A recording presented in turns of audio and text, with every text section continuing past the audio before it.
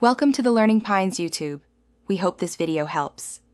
In this video, I will explain how to play Paper. EO2. This incredibly fun game challenges you to conquer as much territory as possible on a shared map. Your journey begins as a small, vibrant square, and your mission is to expand your domain. You can easily control your character using either the arrow keys on your keyboard or by simply dragging your mouse across the screen.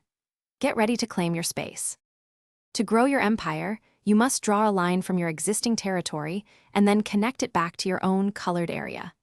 This action will fill the enclosed space with your color, adding it to your domain. However, this is also your most vulnerable moment.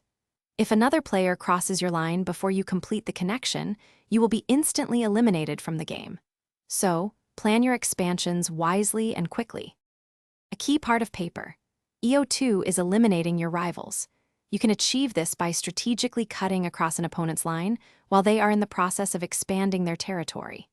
This move is most effective when they are vulnerable, outside the safety of their own colored area. Successfully eliminating another player not only removes a competitor, but also allows you to claim any of their currently uncolored, drawn lines as your own. It is a great way to grow quickly. For advanced play, consider these strategies.